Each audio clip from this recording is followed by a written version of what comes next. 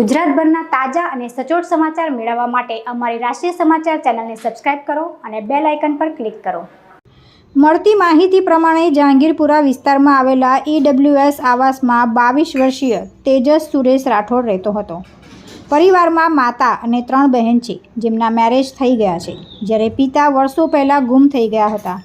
Tejas car વોશિંગનું કામ કરીને પરિવારનું ગુજરાન ચલાવતો હતો। રાત્રે 1:30 વાગ્યે તેજસ બાથરૂમમાં ગયો હતો, ત્યારે તેને છાતીમાં દુખાવો થતાં ત્યાં ઢળી પડ્યો હતો।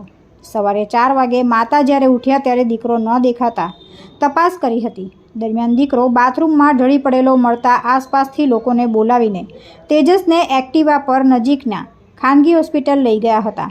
તેજસની તપાસ કરી ફરજ પરના તબીબે મૃત જાહેર કર્યો હતો।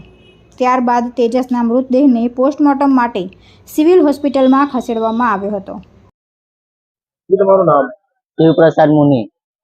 આજે મરી ગયા શું નામ છે અને કઈ જગ્યાએ રહેતા? તેજસ સુરેશભાઈ રાઠોડ, જહાંગીરપુરા SMC આવાસ।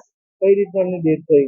એમના હાર્ટ બીટનો દુખાવો હતો છાતીમાં, સર્વિસમાં। કઈ જગ્યાએ? અડાજણ। કોઈ બીમારી એમને? ના, બીમારી કોઈ નહીં હતી। કઈ રીતના, કેટલા વાગ્યાનો બનાવ છે, કઈ રીતના બન્યો? 1-1:30 વાગ્યાનો બનાવ હતો। હા, અને 4 વાગે ખબર પડી। શું કરતો હતો ભાઈ? ઘરે હતો? હા, ઘરે હતો। અને અચાનક માં થયું એવું। એના પરિવારમાં કેટલા લોકો છે?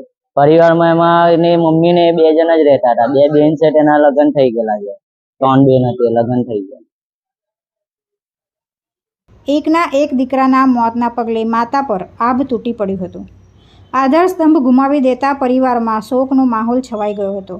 હાલ તો તેજસનું હાર્ટ એટેકના કારણે મોત થયું હોવાની આશંકા સેવવામાં આવી રહી છે।